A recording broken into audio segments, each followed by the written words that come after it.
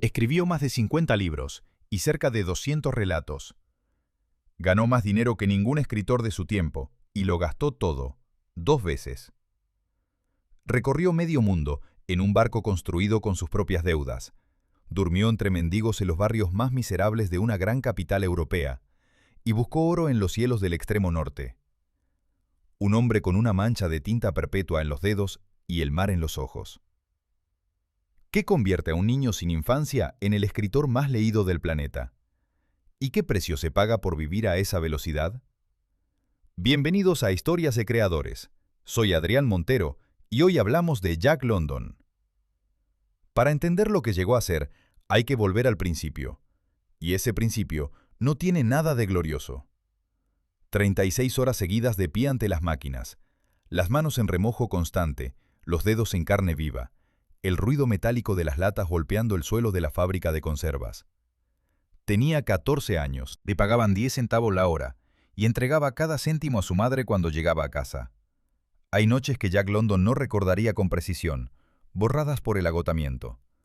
Pero esta la recordó siempre, porque fue la noche en que comprendió que aquella vida, si no hacía algo, iba a tragárselo entero. Oakland, California, a finales del siglo XIX. La ciudad crecía desordenada a orillas de la bahía de San Francisco, mezcla de muelles ruidosos, barrios obreros y tabernas donde los marineros gastaban en una noche lo que ganaban en un mes. Era un mundo áspero y sin contemplaciones, y Jack London nació en él sin elegirlo. Su madre, Flora Wellman, era una mujer difícil de entender. Apasionada por el espiritismo y la astrología, organizaba sesiones de médiums y se dejaba llevar por ideas que arruinaban a la familia antes de que nadie pudiera impedirlo. Cuando quedó embarazada, el hombre con quien vivía, un astrólogo llamado William Cheney, la abandonó. En su desesperación, Flora intentó quitarse la vida. El bebé nació igualmente, en enero de 1876, y la madre jamás ocultó que aquella criatura le resultaba una carga difícil de amar. Ella misma lo llamó, en algún momento, su marca de vergüenza. 6 meses después del nacimiento, Flora se casó con John London, un carpintero veterano de la Guerra de Secesión, hombre tranquilo y de buen corazón, que adoptó al niño y le dio su apellido. Jack crecería creyéndolo su padre. No supo la verdad hasta los 20 años, cuando intentó contactar con Cheney, y éste le respondió negando ser su progenitor. Fue un golpe silencioso que Jack absorbió sin derrumbarse, como tantos otros. El verdadero calor de su infancia vino de otra parte. Ginny Prentice, una antigua esclava de Tennessee que había hecho su vida en Oakland, actuó como nodriza del recién nacido cuando Flora, debilitada por el parto, no pudo amamantarlo. Jack vivió con ella durante sus primeros años, y ella lo llamaba su pequeño saltarín, su Jumping Jack, que es de donde le vino el apodo que lo acompañaría toda la vida. Fue Ginny quien le enseñó a leer, usando la Biblia del rey Jacobo como única cartilla. Y fue Ginny quien le dio de comer cuando la familia London no tenía con qué. Jack no lo olvidó. Años más tarde, ya rico y famoso, siguió manteniéndola hasta el último día de vida de ella. La familia se mudaba constantemente. John London buscaba trabajo en Alameda, en San Mateo, en Oakland otra vez, siempre un poco más lejos de la estabilidad. Jack aprendió pronto que el suelo bajo los pies podía desaparecer de un día para otro, y que la única constancia era el hambre. No siempre hambre de pan, pero sí la sensación permanente de que faltaba algo, de que el mundo reservaba sus mejores cosas para otros. A los 10 años ya trabajaba. Repartía periódicos antes del amanecer, ponía bolos en una boleda, barría salones de billar, ayudaba en un carro de hielo. Todo lo que ganaba iba directo a Flora. En la escuela aprendió también otra cosa, a pelear. En los patios de Oakland, los niños de los barrios pobres resolvían sus disputas a puñetazos. Y Jack era bajito pero resistente, rápido y con una terquedad que compensaba cualquier desventaja física. Peleaba para proteger el dinero que llevaba encima. Peleaba para conservar su derecho a leer en el recreo, cosa que sus compañeros consideraban motivo suficiente de burla. La biblioteca pública de Oakland fue su verdadera escuela. Allí conoció a Ina Coolbrith, la bibliotecaria que en 1915 sería nombrada primera poeta laureada de California. Coolbrith lo tomó bajo su tutela, le recomendó lecturas, lo orientó entre los estantes con una generosidad que Jack nunca olvidaría. Devoraba libros de viajes, relatos de exploradores, novelas de aventuras. Cada página era una ventana que se abría sobre un mundo completamente distinto al de las calles de Oakland, y Jack se asomaba a ella con la desesperación de quien necesita respirar. Y aquí es donde aparece la pregunta que recorre toda su juventud como una corriente subterránea. ¿De dónde saca un chico así, criado entre carencias y mudanzas, sin padre verdadero y con una madre que apenas lo miraba, la energía para no hundirse? La respuesta no es sencilla, y él mismo tardó años en encontrarla. A los 14 años, su padrastro sufrió un accidente de tren y quedó sin poder trabajar. La familia necesitaba un sostén, y Jack fue el que cargó con ello. Entró en la fábrica de conservas del puerto de Oakland con la misma resignación con que otros chicos de su barrio lo habían hecho antes que él. 12 horas al día, a veces 16, a veces, en los momentos de mayor demanda, 36 seguidas. Ganaba lo suficiente para que la familia no pasara hambre, no lo suficiente para vivir. Fue en los muelles donde encontró la salida. Los piratas ostreros eran la leyenda viva del puerto de Oakland. Hombres que de noche saqueaban los criaderos de ostras propiedad de las compañías de ferrocarril y vendían la mercancía en los bares del muelle al amanecer. Vida ilegal, peligrosa y con un aura de libertad que a Jack le resultaba irresistible. Uno de esos piratas ponía a la venta su barca. Se llamaba Russell Dazzle. Jack le pidió prestados $300 a Ginny Prentice, su vieja nodriza. Ella se los dio. Con ese dinero compró la barca y se convirtió, a los 15 años, en pirata ostrero. Sus nuevos compañeros, marineros curtidos con apodos como Viejo Nelson o Whiskey Bob, tardaron poco en reconocerle como uno de los suyos. Pronto lo llamaban el príncipe de los piratas ostreros. En los bares del puerto aprendió también a beber. El alcohol corría entre aquellos hombres como el agua entre las rocas, y Jack bebía para estar a la altura, para no quedar fuera del círculo. Tenía 15, 16 años. Una noche regresó al puerto completamente borracho y cayó al agua. La corriente lo arrastró hacia el interior de la bahía. No hubo nadie que lo viera caer. Pasó horas en el agua, la oscuridad alrededor, sin saber dónde estaba la orilla.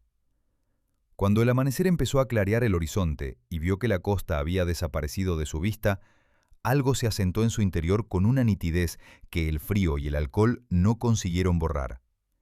Quería vivir. Nadó durante horas y llegó a tierra exhausto. Aquella noche en la bahía fue el primer gran punto de inflexión. No lo convirtió en otra persona, pero le dejó una certeza. Las fuerzas que lo rodeaban, el mar, la pobreza, el azar, no tenían piedad. Ni las tendrían nunca, y si quería algo distinto, tenía que buscarlo con las mismas manos que ya habían remado entre las ostras y sobrevivido al frío del agua. La respuesta a la pregunta que abría esta historia, la de dónde saca un chico así la energía para no rendirse, está en esa noche. No en una revelación, no en un momento de gracia, sino en algo mucho más prosaico y mucho más verdadero. El instinto de quien ha probado el agua helada y ha decidido, sin grandes palabras, seguir nadando.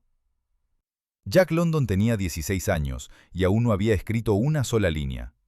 Pero ya había aprendido lo más importante que aprendería en su vida, que la diferencia entre hundirse y sobrevivir no depende de la suerte ni del origen.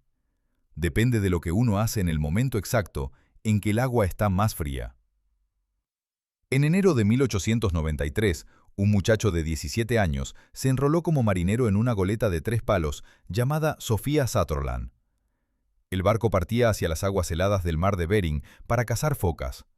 La travesía duraría meses. Jack London no conocía a nadie a bordo. Era el más joven de la tripulación y tuvo que ganarse su lugar a puñetazos, literalmente, en una pelea con un marinero sueco apodado el Gran Rojo, que la tripulación organizó para ver de qué estaba hecho el recién llegado. Jack aguantó, y cuando el barco quedó atrapado en un tifón en pleno Pacífico y el capitán necesitó a alguien que tomara el timón, fue Jack quien lo sostuvo durante casi 40 minutos, solo, mientras el viento y el agua intentaban arrancarle las manos de la barra. Aquel viaje fue su primera gran escuela fuera de Oakland. La caza de focas era una matanza metódica y brutal en aguas heladas, con el viento cortando la piel y las olas borrando el horizonte. Jack lo observó todo con esa atención hambrienta que lo acompañaría toda su vida, guardando imágenes, voces, sensaciones. Cuando el barco regresó a California, su madre le sugirió que escribiera sobre la travesía y lo presentara a un concurso del periódico San Francisco Morning Call. Jack lo hizo. Ganó el primer premio. Era el 12 de noviembre de 1893, y aquel texto, un reportaje sobre el tifón en aguas de Japón, fue la primera línea publicada por Jack London. Tenía 17 años, y todavía no pensaba en ser escritor. Lo que pensaba en realidad era en sobrevivir. Su padrastro, John London, seguía sin poder trabajar, y la familia necesitaba dinero. Jack volvió a la fábrica, esta vez a una planta de yute, y después a la central eléctrica de Oakland, donde paleaba carbón para alimentar las calderas. Trabajaba sin descanso hasta que un compañero le reveló la verdad que el capataz ocultaba. Jack hacía el trabajo de 2 hombres. La empresa había despedido a 2 operarios que cobraban $40 al mes cada uno, y había contratado a Jack por 30. Él lo absorbió todo, sin quejarse, hasta que no pudo más. Dimitió. El año 1894 encontró a América en el peor momento de su joven historia. La crisis financiera de 1893 había dejado a 2 millones de personas sin empleo. Por todo el país, comenzaron a formarse columnas de trabajadores que marchaban hacia Washington para exigir al gobierno alguna respuesta. En la costa oeste, un contingente de unos 600 hombres, comandado por un tal Charles Kelly, se puso en marcha. Jack se incorporó al grupo. Viajaron a pie, en vagones de ganado, recibiendo muestras de solidaridad en los pueblos del camino. La columna creció hasta los 2000 hombres, pero en mayo llegó la noticia de que el líder del movimiento nacional había sido detenido, y la moral se desplomó. Jack abandonó la marcha en Hannibal, Missouri, y decidió continuar solo. Lo que siguió fueron 3 meses de vida en los márgenes de América. Jack viajaba como polizón en trenes de mercancías, dormía en campamentos de vagabundos, comía lo que podía conseguir. En esos campamentos, aprendió algo que ningún libro le había enseñado: el arte de contar historias para ganarse la cena. Los hombres que viajaban en los trenes eran una biblioteca humana de fracasos y de vidas rotas, y Jack los escuchaba con la misma avidez con que de niño devoraba los libros de la biblioteca de Oakland. Aprendió también que aquel mundo tenía sus propias reglas, su propio lenguaje, su propia jerarquía. En Niagara Falls lo detuvieron. El cargo era vagabundeo. No hubo juicio. Un juez lo condenó a 30 días de prisión, sin darle siquiera la oportunidad de abrir la boca. Jack tenía 18 años y entró en una cárcel del estado de Nueva York, donde convivió con lo que él mismo describiría después como una acumulación de seres humanos quebrados, criminales, enfermos, hombres destrozados por el alcohol y la miseria. Lo que más le golpeó no fue la brutalidad del lugar, sino la injusticia de la forma. Un tribunal que condenaba sin escuchar, un sistema que aplastaba sin mirar. Aquellos 30 días dejaron una marca que no se borraría jamás. Cuando salió de la cárcel, Jack continuó su viaje hacia el este y luego cruzó Canadá de regreso a California. Había recorrido miles de kilómetros, había dormido en la intemperie, había esquivado guardias de seguridad de los trenes y había aprendido a moverse invisible por una América que no tenía sitio para los que sobraban. Y en algún punto de ese camino, sentado en un vagón en marcha con el paisaje oscuro pasando al otro lado de las tablas, tomó una decisión que cambiaría el resto de su vida. Ya no iba a vender sus músculos. Iba a vender su inteligencia. De vuelta en Oakland, Jack se matriculó en el instituto con una determinación que asombraba a sus profesores. Estudiaba de madrugada, dormía poco, leía sin parar. Se presentó como bedel del centro para pagar sus estudios. Barría las aulas cada mañana antes de que llegaran los demás alumnos. Leyó a Darwin, a Herbert Spencer, a Karl Marx, y sintió que algo encajaba. Otros, antes que él, habían pensado lo que él sentía sin poder articular. Había nombres para aquello.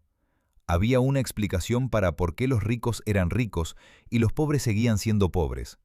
Una explicación que no hablaba de mérito ni de destino, sino de estructuras, de fuerzas, de intereses organizados.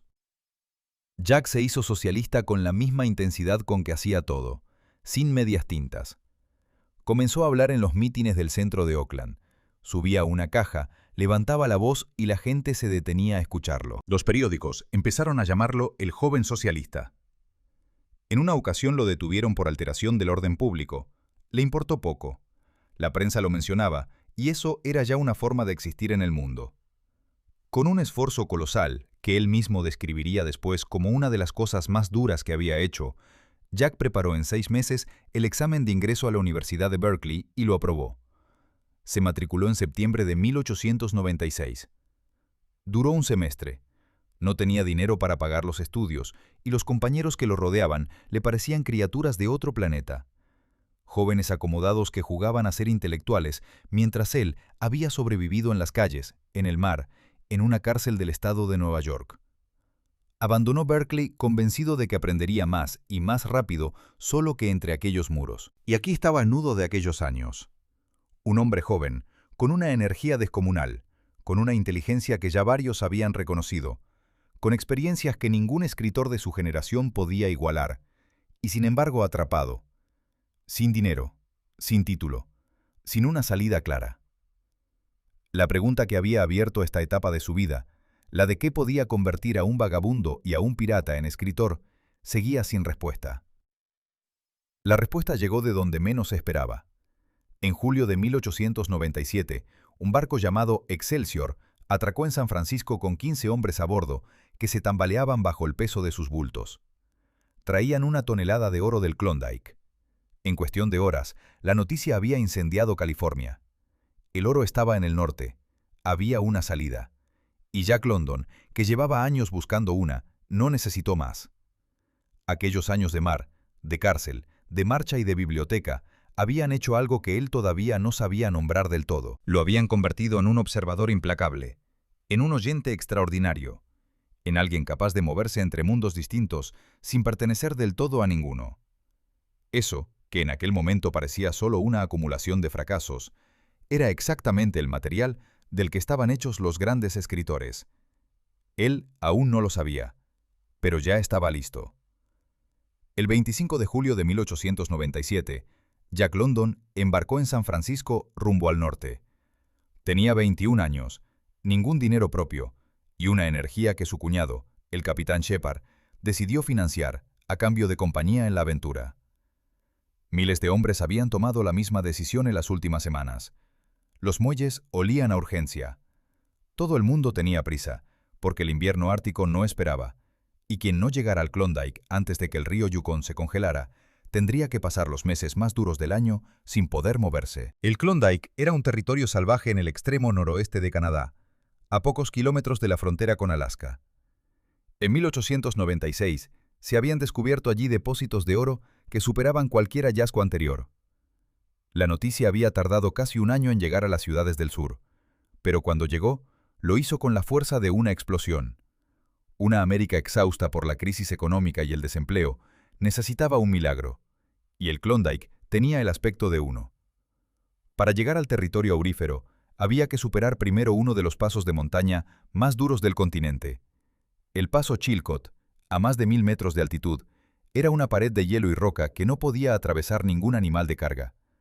Los hombres tenían que subir solos, cargando a la espalda todos sus enseres, en una hilera interminable que ascendía por escalones tallados en el hielo.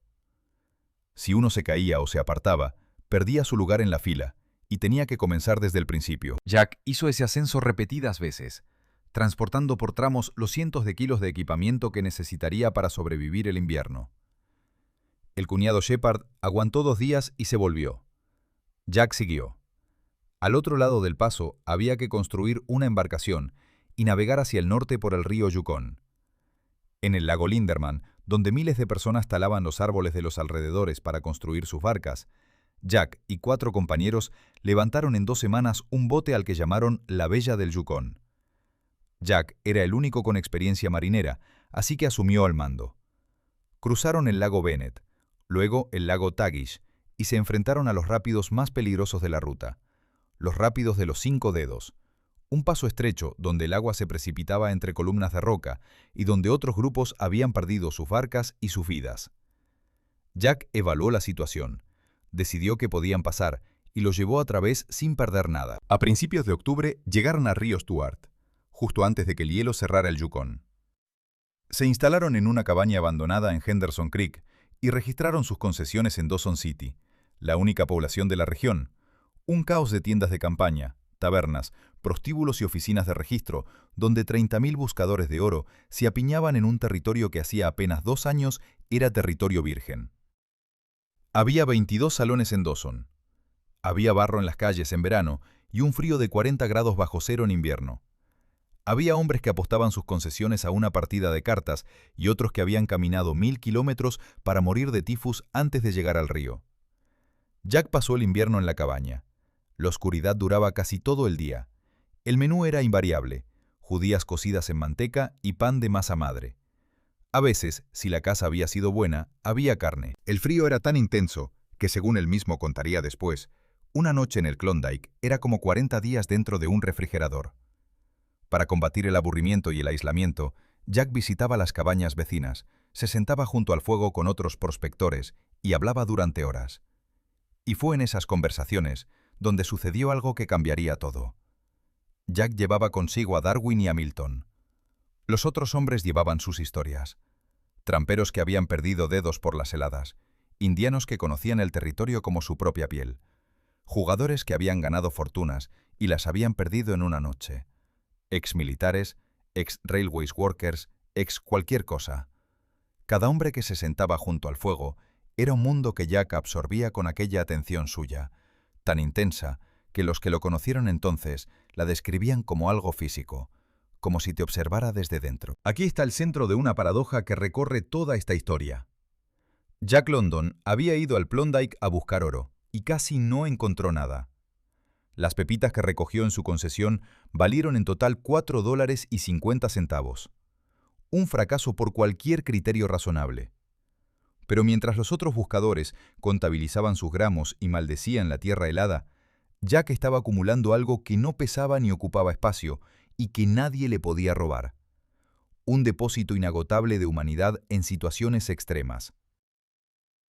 La respuesta a la pregunta que abrió esta parte, la de qué encontraría London donde otros buscaban oro, se fue perfilando a lo largo de aquellos meses de invierno. No era un hallazgo súbito ni una revelación literaria. Era algo más lento y más profundo. La comprensión de que la naturaleza no tenía compasión, de que el frío y la oscuridad y el hambre no distinguían entre el rico y el pobre, entre el valiente y el cobarde. Y que frente a esa indiferencia absoluta del mundo natural, lo único que tenía valor real era la solidaridad entre los hombres. Lo llamó el silencio blanco. Ese momento en el que el paisaje ártico lo envuelve todo y obliga a cada persona a enfrentarse a sí misma sin escapatoria posible. Con la llegada de la primavera, el deshielo permitió retomar la prospección. Pero para entonces, Jack tenía los primeros síntomas del escorbuto, la enfermedad producida por la falta de frutas y verduras frescas que atacaba a los prospectores con una crueldad silenciosa. Primero las encías, luego las articulaciones, luego la incapacidad de caminar. Un médico lo acogió en su cabaña. Juntos desmontaron la estructura de madera para venderla como troncos en Dawson y construyeron una balsa con los restos. Jack se fue por el río en dirección al sur, con el cuerpo dañado, pero la mente llena. El viaje de regreso duró semanas. Navegó 2000 kilómetros por el Yukón hasta llegar a San Miguel, en Alaska, donde consiguió trabajo como fogonero en un barco de vapor para pagarse el pasaje de vuelta. Llegó a Auckland en julio de 1898 para encontrarse con que su padrastro, John London, había muerto durante su ausencia. En la cabaña del Klondike, alguien encontró más tarde una inscripción grabada en la pared. Decía: Jack London, escritor en ciernes. Él ya lo sabía, aunque todavía no supiera exactamente cómo hacerlo. El Klondike no le había dado oro, le había dado algo mejor: la certeza de lo que tenía que contar y la experiencia vivida en carne propia para poder contarlo con una verdad que ningún escritor de salón podría jamás igualar. En el invierno de 1898, Jack London llegó al límite. Tenía 22 años, estaba endeudado, su padrastro había muerto, su madre dependía de él y ninguna revista quería sus textos. Empeñó el abrigo, empeñó la bicicleta, empeñó la máquina de escribir, que era su única herramienta de trabajo, para comprar sellos con los que enviar manuscritos. Los manuscritos volvían. Seguía enviando. En diciembre de aquel año, según contó él mismo años después, llegó a considerar seriamente quitarse la vida. Escribió cartas a sus amigos más cercanos. Luego, por un giro del azar que tiene algo de irónico, Una amiga que también había llegado a ese punto vino a verlo, y en el intento de convencerla a ella de que no lo hiciera, terminó convenciéndose a sí mismo. Pocas semanas después, la revista Black Cat aceptó uno de sus relatos. $40. Jack London estaba salvado, aunque él todavía no lo sabía del todo. Lo que siguió fue uno de los ascensos más fulminantes en la historia de la literatura norteamericana. Jack impuso a su vida una disciplina de hierro. 1000 palabras diarias, sin excepción, sin importar el estado de ánimo, la salud o las circunstancias. Estudiaba a los escritores que tenían éxito para entender cómo lo habían conseguido. Leía todo lo que caía en sus manos y escribía, con la misma obstinación con que de adolescente había remado entre las ostras en la oscuridad de la bahía. El gran salto llegó en el año 1900, cuando la revista Atlantic Monthly aceptó un relato suyo titulado Una Odisea del Norte. La publicación en una de las revistas literarias más prestigiosas del país lo catapultó de inmediato a la atención de los editores. George Brett, de la editorial Macmillan, le ofreció un contrato. En la primavera de ese mismo año apareció su primer libro, El Hijo del Lobo, una colección de relatos del Gran Norte que fue recibida con entusiasmo. Los críticos lo compararon con Kipling. Tenía 24 años.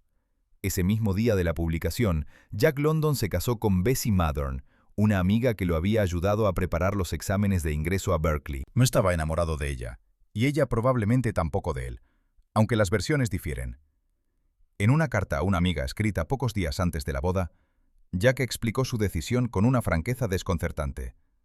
Necesitaba estabilidad. Necesitaba una base desde la que trabajar. Y Bessie era una mujer seria, responsable y de buen carácter. No era exactamente la declaración de amor que se esperaría de un hombre de 24 años, pero era honesta. El problema es que la honestidad no es siempre suficiente para construir un matrimonio. La pareja se instaló en una casa amplia en Oakland. En enero de 1901 nació su primera hija, Joan. Jack trabajaba 1000 palabras al día. Recibía a sus amigos escritores, poetas y artistas los miércoles por la noche y comenzaba a frecuentar los círculos intelectuales de San Francisco. Pertenecía al Club Bohemia, trabó amistad con el poeta George Sterling, se convirtió en una presencia habitual en las reuniones de la izquierda política. Su nombre aparecía en los periódicos no solo como escritor, sino como orador socialista, como figura pública, como alguien que tenía algo que decir sobre el estado del mundo, y lo decía sin rodeos. En el otoño de 1902, Jack aceptó un encargo que lo llevó a Londres. Quería escribir sobre las condiciones de vida en el East End, el barrio más miserable de la capital británica, donde se amontonaban inmigrantes, desempleados y los descartados de la revolución industrial. Para hacerlo, se disfrazó de marinero americano varado sin recursos y se instaló en una habitación alquilada en el barrio. Durante 3 meses vivió entre mendigos, durmió en refugios para indigentes, caminó toda la noche por las calles, porque la policía no dejaba dormir a nadie en los bancos de los parques. Llevaba una cámara fotográfica pequeña, discreta, con la que documentaba todo lo que veía. El libro que surgió de aquella experiencia, La gente del abismo, fue el que el propio Jack consideró siempre como el más personal de todos los suyos. Afirmó que había puesto en él más de sí mismo que en ninguna otra obra. La crítica lo recibió con respeto, pero fue el siguiente libro el que cambió definitivamente el mapa de la literatura popular en lengua inglesa. La historia de Buck, un perro robado a sus dueños y enviado al norte helado para trabajar como animal de tiro, había comenzado siendo un relato corto.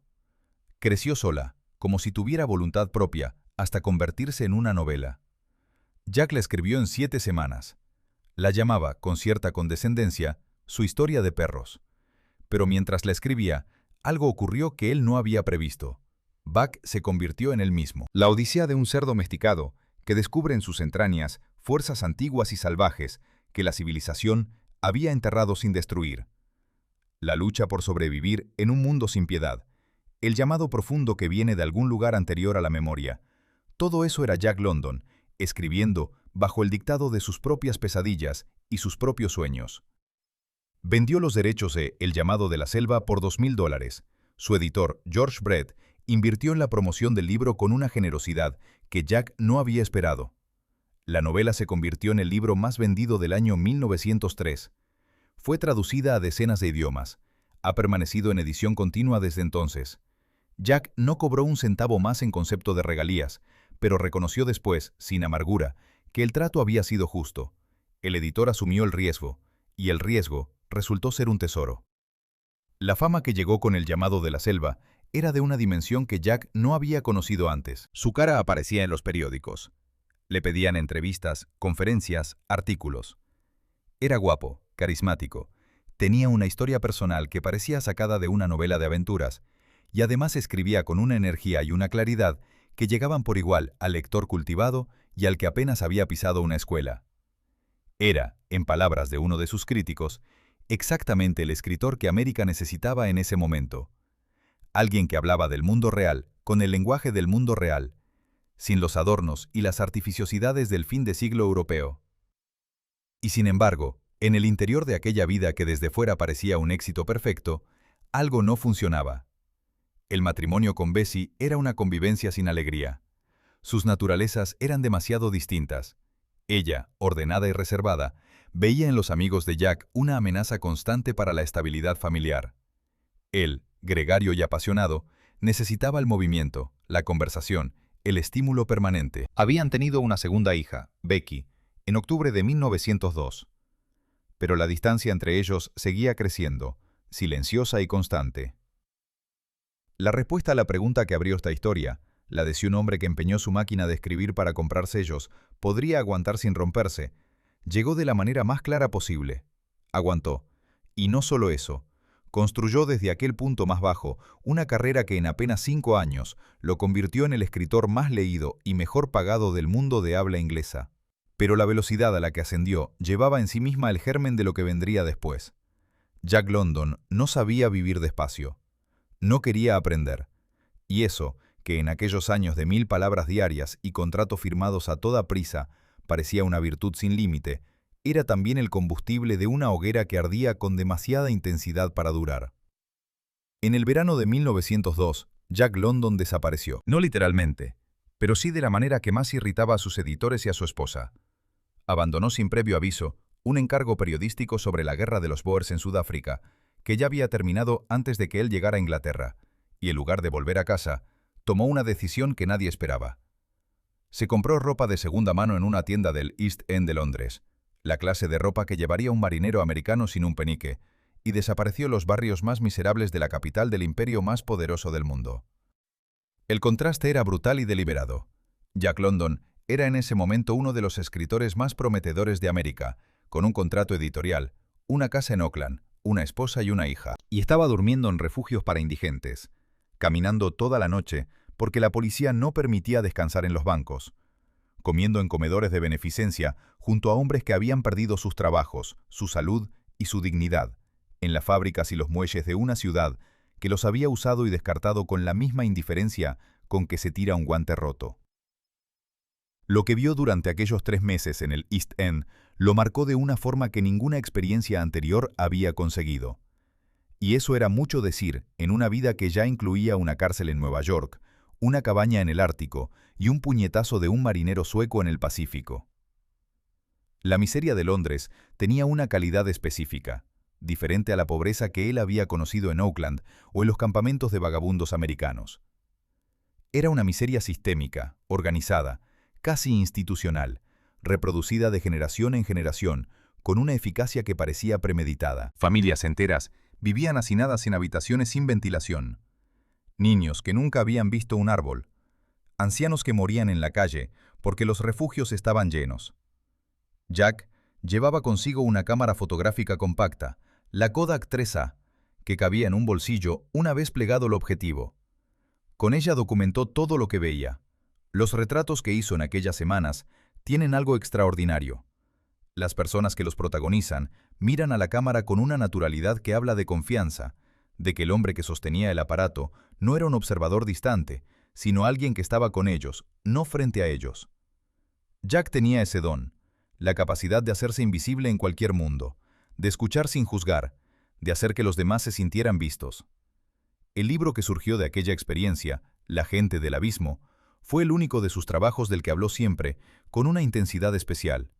Decía que había puesto en él más de sí mismo que en cualquier otra obra. Y sin embargo, Al leerlo, lo que sorprende no es solo la indignación, sino la ambigüedad del observador. Jack describía a aquellos hombres y mujeres con una compasión genuina, pero en su interior libraba una batalla que el libro no resolvía del todo, entre el socialista que veía en ellos víctimas de un sistema injusto y algo más oscuro, una repulsión casi física ante la degradación que ese sistema producía. Él mismo lo reconoció en escritos privados. La miseria le atraía y lo aterraba al mismo tiempo, como si en el fondo de aquellos barrios hubiera un abismo en el que podía reconocerse y del que necesitaba escapar. Esa tensión entre el impulso solidario y el miedo a la caída es la que atraviesa toda su obra socialista de aquellos años. Jack hablaba en mítines, publicaba artículos incendiarios, se presentaba como candidato socialista a la alcaldía de Oakland y recibía votos suficientes para confirmar que tenía una base real de apoyo. Los periódicos lo seguían con una mezcla de fascinación y alarma. Su FBI file, que existió durante décadas, comenzó a acumularse en aquella época. Era peligroso porque era elocuente, porque sabía hablar a la gente común sin condescendencia y a los intelectuales sin simplificaciones. Pero la vida doméstica se deshacía. El matrimonio con Bessie era una forma educada de distancia mutua. Ella soportaba con dificultad a los amigos de Jack, ese círculo de poetas, escultores y artistas que se reunían los miércoles en su casa y que a ella le parecían una influencia desordenadora. Jack, por su parte, necesitaba ese movimiento, esa energía colectiva, ese intercambio permanente de ideas. Vivían en la misma casa como dos planetas en órbitas distintas, sin colisión, pero sin contacto real. Fue en ese círculo donde Jack volvió a encontrarse con Charmian Kittredge. Se habían conocido brevemente años antes, pero no había pasado nada. Ahora sí. Charmian tenía 31 años, 5 más que Jack. Era pianista, mecanógrafa, amazona, lectora voraz y poseía una independencia de criterio que en aquella época resultaba todavía inhabitual en una mujer. Era exactamente lo contrario de Bessie. Apasionada, donde la otra era prudente, aventurera, donde la otra era sedentaria, capaz de reírse de sí misma, donde la otra se tomaba todo con una seriedad que no dejaba espacio para el juego. Jack se enamoró con una rapidez que lo desconcertó incluso a él. Pero la situación era complicada. Estaba casado, tenía 2 hijas, y Charmian formaba parte del mismo círculo social que Bessie frecuentaba. El romance tuvo que mantenerse en secreto durante meses, con encuentros clandestinos y cartas cuidadosamente redactadas. En medio de ese caos personal, Jack escribió El lobo de mar, la historia de Wolf Larsen, capitán brutal de un barco cazador de focas, y de su enfrentamiento con un intelectual débil que aprende a sobrevivir en un mundo regido por la pura fuerza. Contenía un debate filosófico que Jack no resolvía en favor de ninguno de los dos. Larsen creía solo en el poder y en el instinto. Su antagonista oponía a esa visión los valores de la solidaridad y la compasión. Larsen moría al final, derrotado por su propio nihilismo. Pero el lector que cerraba el libro con honestidad tenía que admitir que la figura de Larsen era la más magnética, la más viva, la más literariamente lograda. Ese desequilibrio no era un error. Era la manifestación más honesta del conflicto interior de Jack London. El lobo que llevaba dentro y el socialista que intentaba domesticarlo. Él mismo lo reconoció en distintas ocasiones, aunque nunca de forma tan directa como en la novela. El lobo ganaba en la literatura, porque en algún rincón de Jack el Lobo seguía siendo más verdadero que el militante. El lobo de mar se publicó en 1904 y se convirtió en un éxito extraordinario a ambos lados del Atlántico. Jack lo había escrito en parte a bordo de un pequeño velero alquilado, el Spray, con el que navegaba por la bahía de San Francisco huyendo de la tensión doméstica. Escribir en movimiento, con el agua debajo y el viento en la cara, le daba una claridad que en tierra firme le costaba encontrar. La pregunta que había abierto esta parte, la de quién era realmente Jack London, si el socialista que denunciaba la injusticia o el lobo que admiraba la fuerza, encontraba su respuesta más honesta precisamente en esta novela. No era ninguno de los dos por separado. Era los dos al mismo tiempo, en tensión permanente, sin resolución posible. Y esa tensión, lejos de debilitarlo como escritor, era exactamente la fuente de su poder. Los grandes libros nacen de las contradicciones que no se resuelven, y Jack London tenía contradicciones suficientes para escribir durante varias vidas. En enero de 1904, Jack London embarcó en San Francisco en el vapor Siberia con destino a Yokohama. Llevaba cámaras fotográficas, cuadernos y una acreditación del magnate de la prensa William Hearst para cubrir la guerra entre Rusia y Japón por el control de Corea y Manchuria. Era el primer gran conflicto armado del siglo XX y Hearst quería al escritor más famoso de América en primera línea. Lo que Jack no sabía todavía era que los japoneses tenían sus propias ideas sobre dónde debían estar los periodistas extranjeros. Llegó a Tokio y lo retuvieron allí. Las autoridades militares japonesas habían decidido controlar con mano de hierro el acceso de la prensa extranjera al frente. Filtraban la información, organizaban visitas guiadas a posiciones seguras y mantenían a los corresponsales a una distancia que hacía imposible cualquier periodismo real. Jack llevaba semanas confinado en la capital cuando tomó una decisión que sus colegas consideraron una mezcla de valentía y de locura. A finales de enero, en pleno invierno, alquiló una embarcación coreana tradicional, una Junco, y cruzó el estrecho de Corea en 7 días de navegación en mar abierto, sin calefacción y con temperaturas que le dejaron los dedos, las orejas y los pies con principios de congelación. Llegó a la costa coreana y comenzó a moverse hacia el norte, hacia donde se concentraban las tropas japonesas antes del avance. Las carreteras estaban vigiladas.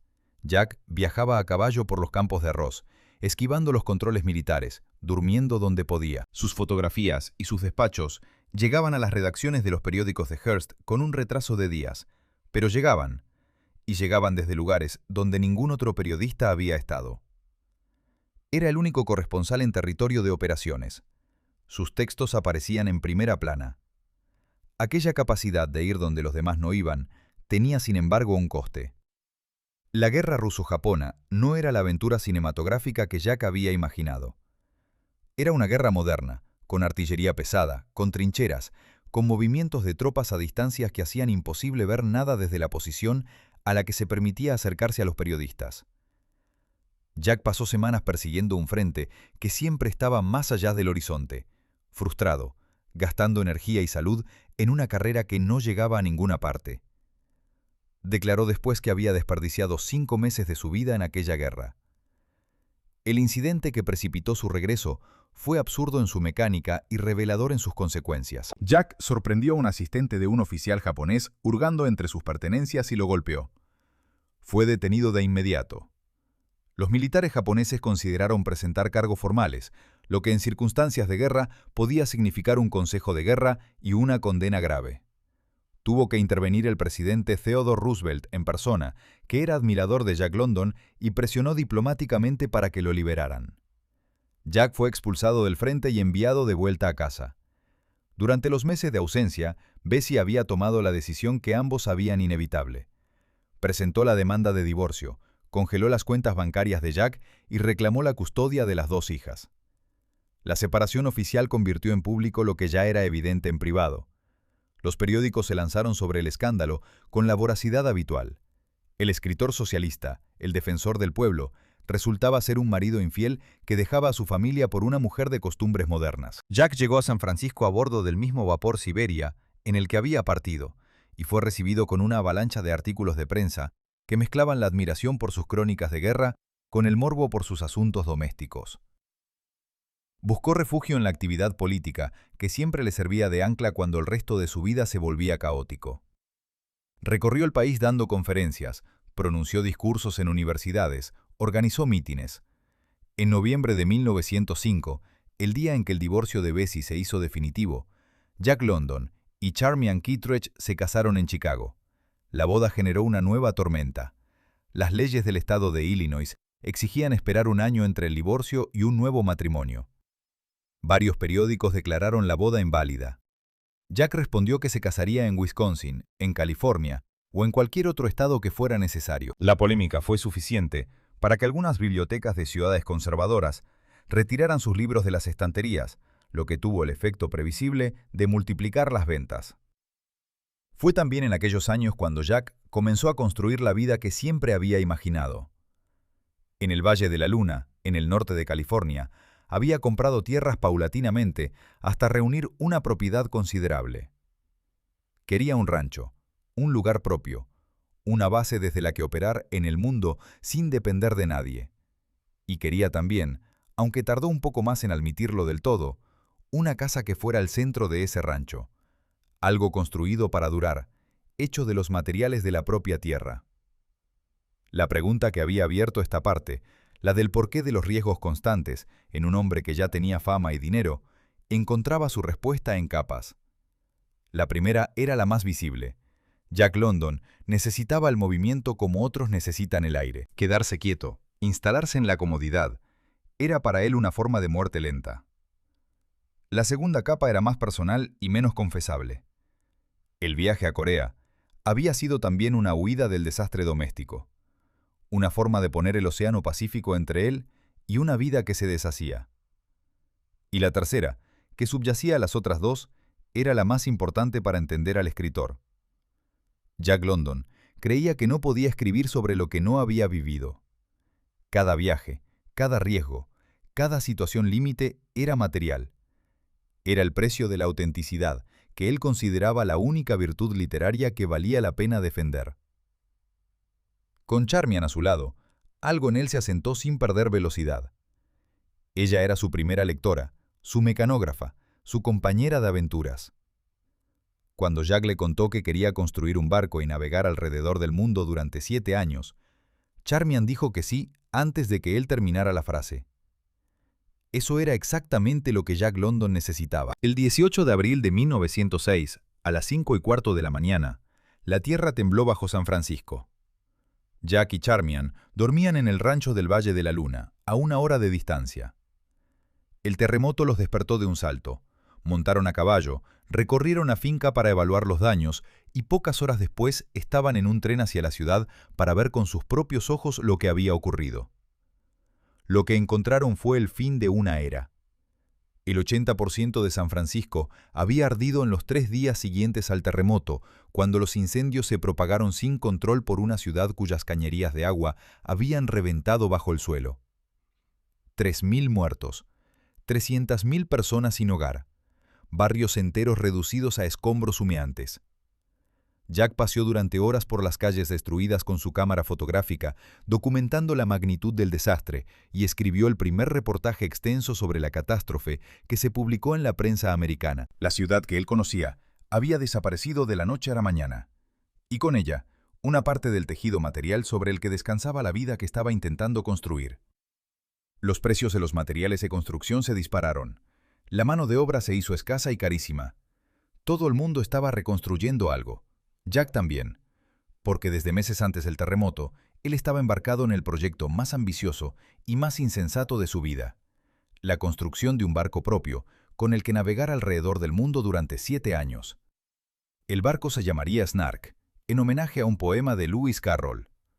Tendría 45 pies de eslora, estaría construido con los mejores materiales disponibles y tendría una tripulación de 6 personas, incluidos Jack y Charmian. El presupuesto inicial era de $7.000.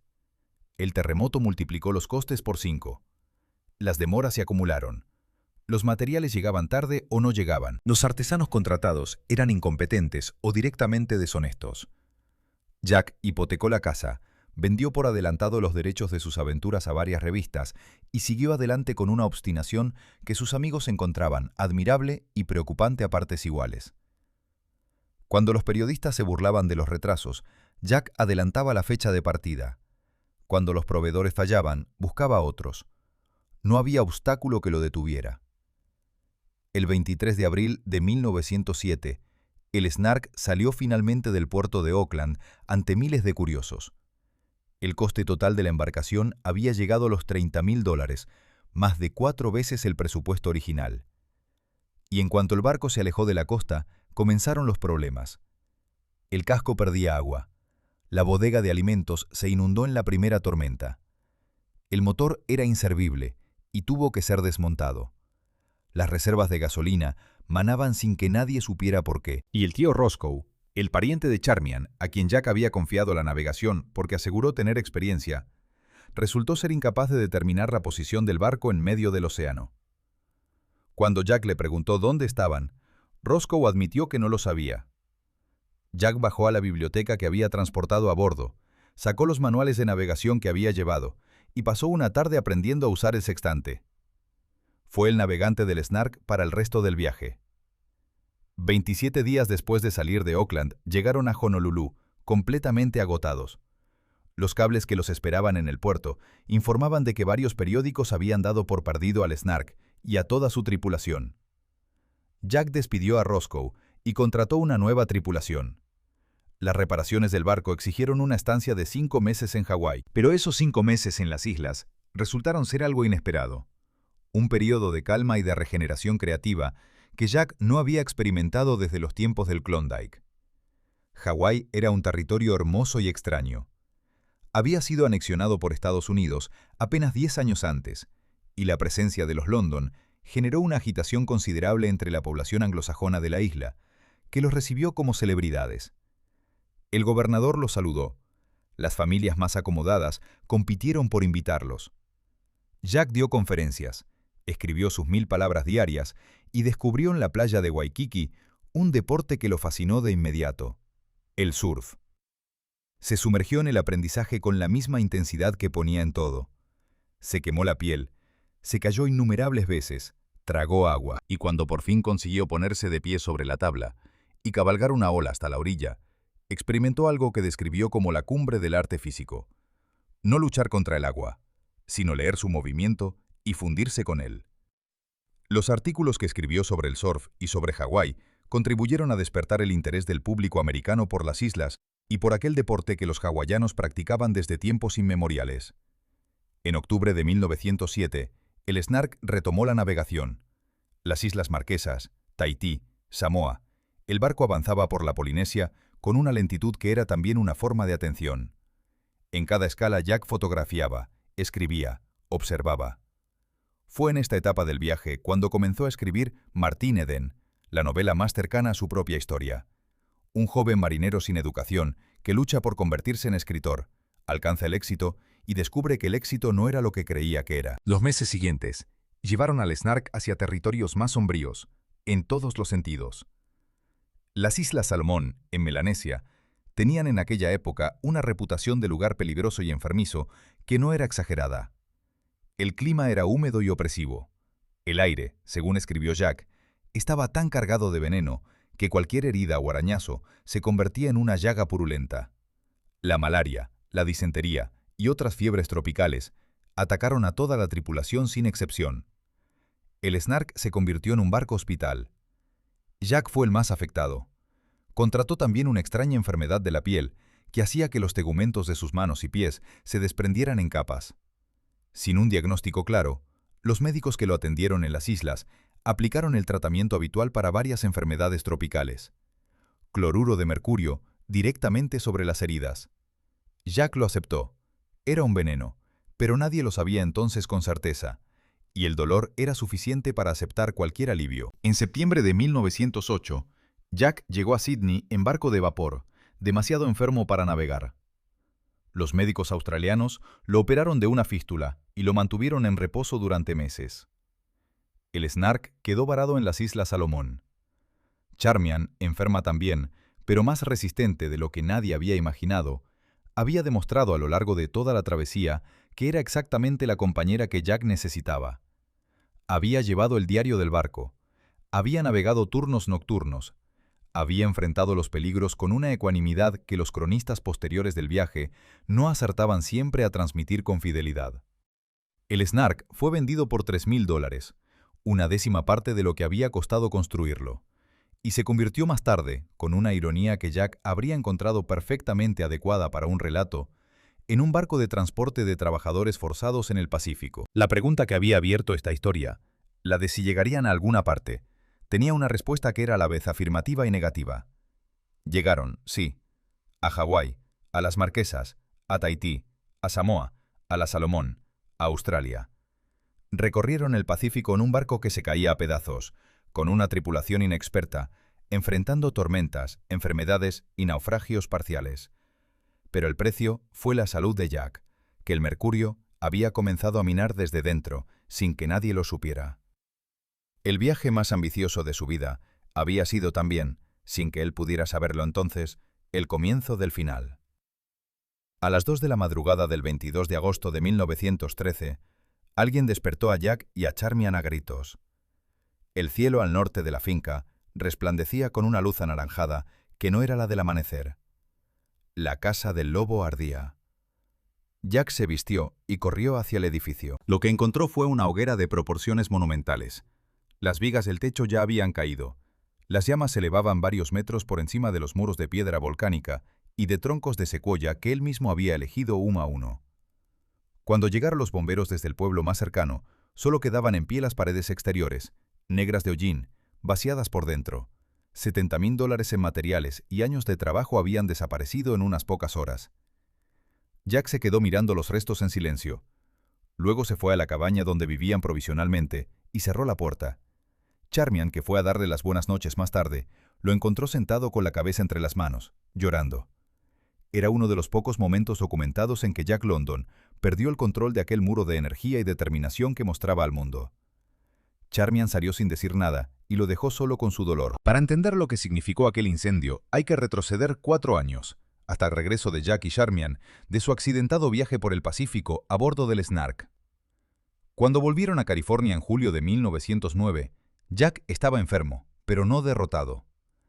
El clima templado de Sonoma le devolvió las fuerzas con una rapidez que sorprendió a los médicos, y se volcó en el rancho del Valle de la Luna con una energía que sus vecinos encontraban difícil de seguir.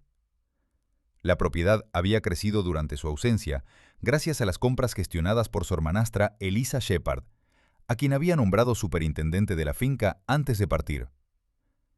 Eliza era metódica, honesta, y tenía una capacidad de organización que compensaba con creces los excesos imaginativos de Jack.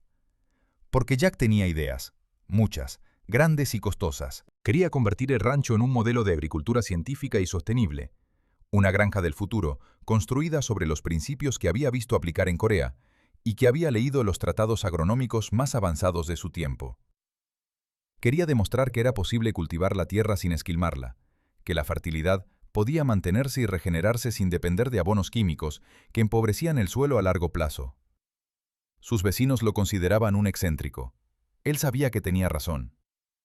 Las ideas se materializaron con una velocidad y una escala que dejaban sin aliento a quienes lo rodeaban. Jack ordenó plantar 100,000 eucaliptos para estabilizar las laderas erosionadas. Construyó las primeras hilos de hormigón de California, estructuras de varios metros de altura que sus vecinos llamaban con una mezcla de asombro e ironía la Torre de Babel del Valle. Instaló sistemas de drenaje, roturó terrenos que llevaban décadas abandonados, importó razas de ganado seleccionadas por su rendimiento. Todo lo que hacía tenía que ser el mejor, el más moderno, el más eficiente. La posilga que mandó construir en 1915 se convirtió en objeto de peregrinación para los granjeros de la región. Tenía 17 boxes dispuestos en semicírculo alrededor de un punto central de distribución de alimento, de modo que un solo trabajador pudiera alimentar a todos los animales sin recorrer distancias innecesarias. Los vecinos la llamaron el Palacio de los Cerdos, con una ironía que no estaba exenta de admiración. Pero nada de todo aquello era barato.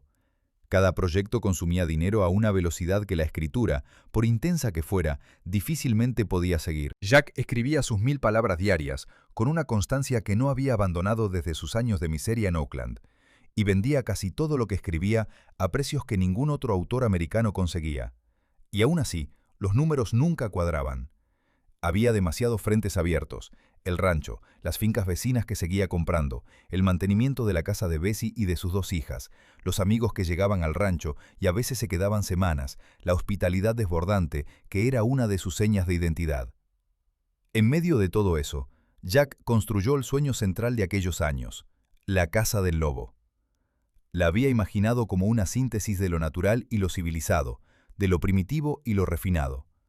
Los muros serían de piedra volcánica, extraída de la propia finca, y de troncos de secuoya de 1 millar de años de antigüedad.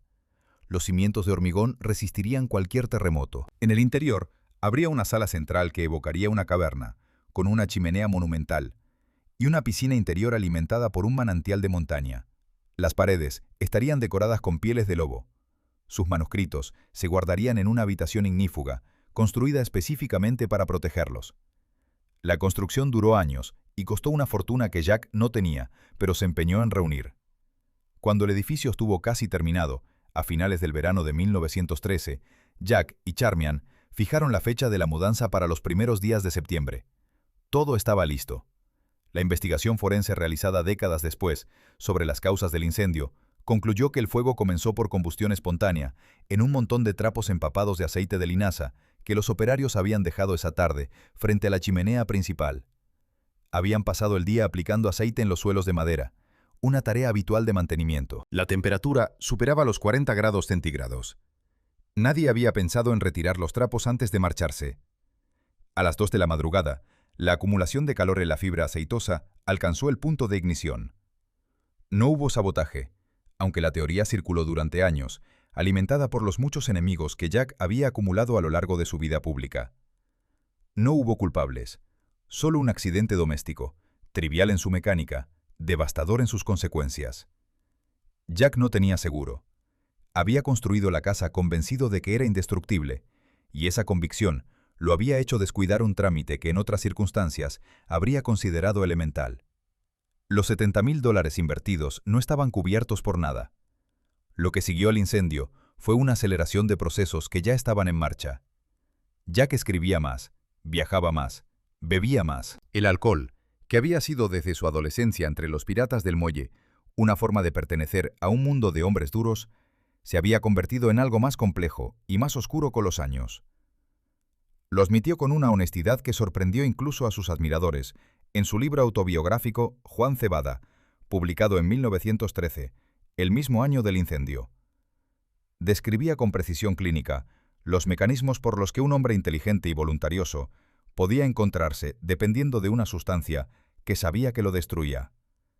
Llamaba a la lógica del alcohol la lógica blanca, la voz que en los momentos de oscuridad le susurraba que nada tenía sentido y que todo daba igual. Los médicos descubrieron en 1913 que sus riñones estaban gravemente dañados. Le dijeron que sin un cambio radical en su dieta y en sus hábitos, moriría pronto. Jack escuchó, asintió y continuó como antes. No era indiferencia. Era algo más parecido a la incapacidad de imaginar otra forma de vivir. La respuesta a la pregunta que había abierto esta parte, la de si el incendio fue accidente o algo más, era técnicamente sencilla. Fue un accidente. Pero la pregunta de fondo que el incendio planteaba era más difícil y más verdadera. Jack London había construido la Casa del Lobo como un símbolo de permanencia, en una vida que había sido hasta entonces puro movimiento. La había construido para quedarse, para echar raíces, para demostrar que el nómada podía también ser un fundador. Y la vida, con la brutalidad casual que él mismo había descrito tantas veces en sus libros, destruyó ese símbolo antes de que pudiera habitarlo. Lo que quedó en pie fueron las paredes de piedra, que todavía pueden visitarse hoy, y la certeza de que Jack London era incapaz de rendirse. Nunca reconstruyó la Casa del Lobo, pero tampoco abandonó el rancho. Siguió construyendo, siguió plantando, siguió escribiendo, porque era lo único que sabía hacer con las ruinas. En abril de 1914, Jack London llegó a Veracruz como corresponsal de la revista Collier's para cubrir la intervención militar estadounidense en México. Le pagaban $1.100 semanales más gastos, la tarifa más alta que se había ofrecido jamás a un periodista americano. Hacía apenas unos años, él había llamado a los revolucionarios mexicanos sus queridos y valientes camaradas. Ahora escribía desde Veracruz que los soldados americanos habían dejado la ciudad más limpia, más ordenada y más segura que cuando la habían encontrado, y que México necesitaba la tutela de su vecino del norte, como un hermano menor necesita la guía del mayor. Sus antiguos compañeros socialistas leyeron aquellos artículos con una mezcla de incredulidad y de furia. Las cartas de protesta llegaron a cientos. Los periódicos de izquierda publicaron editoriales que lo acusaban de haberse vendido a los intereses del capital americano y del imperialismo. Algunos lo llamaron traidor. Jack respondió con una carta pública en la que no se retractaba de nada. Esta era la contradicción más visible de los últimos años de su vida, pero no era la única, ni la más antigua. La cuestión racial había acompañado a Jack London desde sus primeros escritos, con una ambigüedad que sus lectores del siglo XXI encuentran difícil de conciliar con el resto de su obra. Por un lado, los héroes de sus relatos cortos procedían con una frecuencia inusual para la época de culturas no occidentales: indios del norte de América, pescadores polinesios, trabajadores chinos, guerreros melanesios. Los retrataba con una atención y una humanidad que ningún otro escritor popular americano de su tiempo igualaba. Por otro lado, sus escritos sobre boxeo, sobre política internacional y sobre ciertos pueblos que encontró en sus viajes, contenían afirmaciones que reproducían los prejuicios raciales más comunes de la época sin cuestionarlos. El caso del boxeo era especialmente revelador. Jack London cubrió como periodista algunos de los combates de mayor resonancia de principios del siglo XX, incluyendo la pelea entre el campeón mundial, Jack Johnson, que era negro, y el excampeón James Jeffries, que era blanco, y había salido de su retiro para responder al llamado de quienes querían restaurar la supremacía blanca en el ring.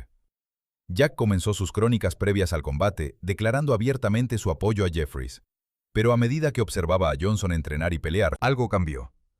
Sus despachos posteriores describían al campeón con una admiración creciente, reconociendo su inteligencia táctica, su velocidad de reflejos y su dominio técnico como algo sin precedentes en la historia del deporte.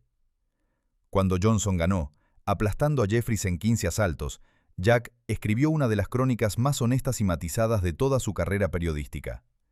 Sus editores, sin embargo, recortaron o alteraron partes de sus textos, incómodos con el elogio de un campeón negro. Esa capacidad de Jack para cambiar de posición cuando la realidad que observaba contradecía sus prejuicios previos era uno de sus rasgos más genuinos. No siempre lo hacía, y no siempre con la suficiente rapidez, pero lo hacía con una frecuencia que lo distinguía de sus contemporáneos. En los años que siguieron al regreso del Snark, Jack también se aventuró en el mundo del cine, que en aquella época todavía no tenía nombre propio como industria. Entre 1913 y 1914, asociado con el actor y director Howard Bosworth, produjo una serie de películas basadas en sus novelas. La empresa se llamó Bosworth Incorporated y tenía los derechos exclusivos sobre las adaptaciones cinematográficas de su obra. El proyecto partía de una idea que era avanzada para su tiempo. Jack no quería ser simplemente el autor de cuyos libros se hacían películas. Quería participar en el proceso, controlar la calidad, asegurarse de que lo que llegaba a la pantalla tenía algo que ver con lo que había escrito. Para autenticar las producciones autorizadas frente a las copias piratas, que proliferaban en una industria donde los derechos de autor eran todavía un territorio sin cartografiar, Jack filmó breves apariciones personales que se insertaban al principio de cada película. Era uno de los primeros escritores en entender que su propia imagen podía ser una marca. Los resultados fueron, sin embargo, decepcionantes. Las películas de Bosworth eran demasiado fieles a los textos literarios, lentas y pesadas para un público que aún estaba aprendiendo a ver cine. Los ingresos no cubrieron las expectativas, y cuando estalló la guerra en Europa en el verano de 1914, la distribución internacional se interrumpió de golpe, dejando a la empresa en una posición imposible. La batalla legal que Jack libró en aquellos años para proteger sus derechos cinematográficos fue una de las más agotadoras de su vida.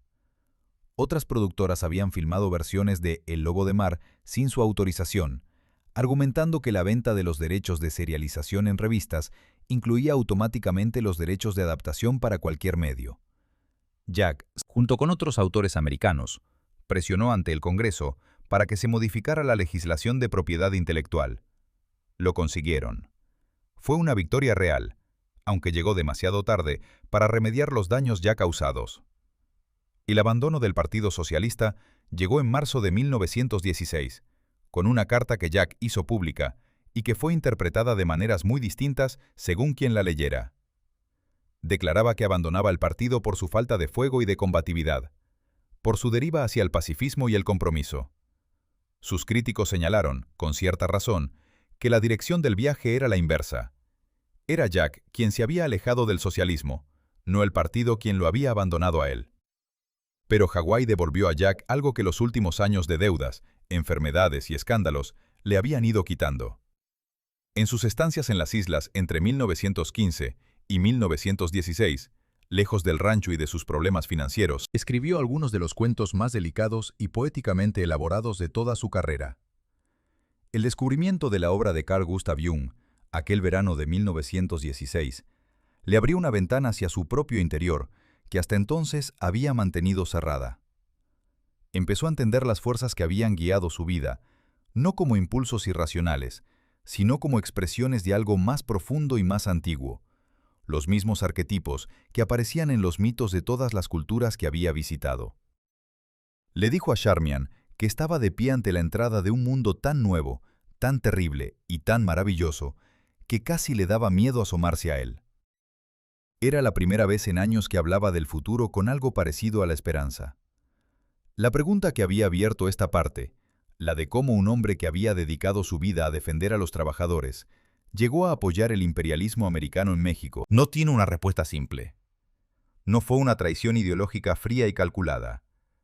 Fue el resultado de un agotamiento profundo, de una enfermedad que minaba su capacidad de mantener la coherencia entre lo que pensaba y lo que escribía, y de la aceleración de contradicciones que siempre habían existido en él, pero que la salud y la energía habían mantenido en equilibrio inestable. Lo que Hawái y Young le devolvieron en los últimos meses de su vida fue la posibilidad de reconciliarse con esas contradicciones sin necesidad de resolverlas, de aceptar que un hombre puede contener mundos opuestos sin que eso lo invalide como escritor ni como ser humano. La mañana del 22 de noviembre de 1916, el criado de Jack London fue a despertarlo a su hora habitual y no consiguió que abriera los ojos. Jack estaba en coma. Los médicos que llegaron al rancho del Valle de la Luna encontraron a un hombre de 40 años, cuyo cuerpo había acumulado más daño del que podía seguir sosteniendo. Intentaron despertarlo, ayudándose de 2 trabajadores de la finca, que lo tomaron por los brazos y lo pasearon por el corredor de la cabaña. Fue entonces cuando notaron que un lado del cuerpo estaba completamente flácido. El ictus ya había ocurrido. A las 7:45 de la tarde, Jack London murió. El certificado de defunción indicó insuficiencia renal como causa de la muerte. Tenía 40 años recién cumplidos.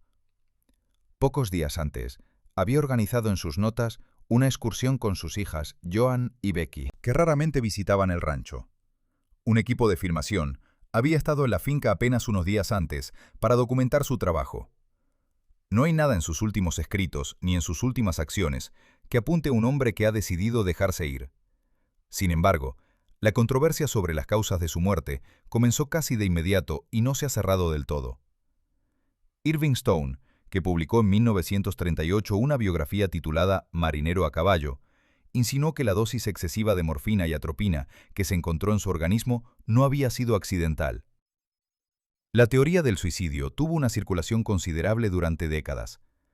Los argumentos en contra son numerosos y sólidos. Sus riñones, dañados desde hacía años por una combinación de excesos y de la intoxicación por mercurio que había sufrido durante el viaje del Snart, habían llegado a un punto de deterioro que hacía inevitable la muerte en un plazo breve. La morfina que se encontró en su cuerpo era compatible con una dosis de tratamiento para el dolor que un organismo debilitado podía haber procesado de forma normal. Y el médico que lo había tratado en sus últimos meses había documentado con detalle la gravedad de su situación renal, lo que hacía innecesario buscar causas externas para explicar el desenlace. Pero más allá de los detalles médicos, hay algo en la pregunta misma que revela por qué la figura de Jack London sigue generando debates más de un siglo después de su muerte. Un hombre que escribió tanto sobre el instinto de supervivencia, que nadó durante horas en la oscuridad de la bahía de San Francisco para no ahogarse, que cruzó el paso Chilcot cargando sus propios pertrechos, que navegó el Pacífico en un barco que se caía a pedazos. Ese hombre resulta difícil de imaginar rindiéndose voluntariamente. Sus hijos, su viuda Charmian, los estudiosos que conocen su obra y su vida con mayor profundidad, han defendido mayoritariamente la versión de la muerte natural acelerada por el deterioro físico. Al día siguiente del fallecimiento, el cuerpo fue trasladado al estudio de trabajo de la finca, donde sus amigos y colaboradores pudieron despedirse. Luego fue llevado a Oakland para ser incinerado. Las cenizas regresaron al rancho. La ceremonia en el promontorio donde descansan fue breve y silenciosa. Nadie dijo una palabra. Era un día de noviembre gris y frío, con llovizna. Charmian London contó después que al final de la ceremonia, cuando ya todos estaban a punto de marcharse, un rayo de luz atravesó las nubes oscuras y cayó directamente sobre el lugar donde habían depositado las cenizas. Charmian nunca volvió a casarse. Vivió en el rancho del Valle de la Luna hasta su muerte en 1955, casi 40 años después de perder a Jack. Escribió una biografía de él, que sigue siendo una de las fuentes más vivas y más cercanas para entender al hombre detrás del escritor. Los últimos 13 años de la vida de Jack habían sido los suyos también, y ella los guardó como el centro de todo lo que fue su propia existencia. El legado de Jack London se desplegó en varias direcciones simultáneas, algunas de ellas contradictorias entre sí, lo que resulta perfectamente coherente con la persona de quien hablamos. En el mundo de la literatura, su influencia se proyectó sobre escritores de generaciones posteriores que reconocieron en él una deuda concreta. Ernest Hemingway, que tomó de London la idea del escritor como hombre de acción y la prosa directa sin ornamentos innecesarios. John Steinbeck, que heredó su capacidad para retratar con compasión y sin sentimentalismo la vida de los que trabajan con las manos. Eugene O'Neill, que lo admiró explícitamente. El creador de Conan el Bárbaro, Robert E. Howard, que encontró en los héroes físicos de London el modelo de sus propios personajes.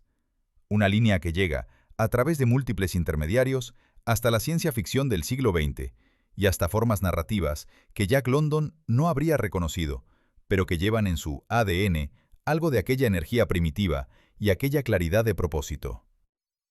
En el mundo político, su figura fue apropiada con entusiasmo por corrientes ideológicas opuestas, lo que él habría encontrado a la vez irritante y perfectamente lógico.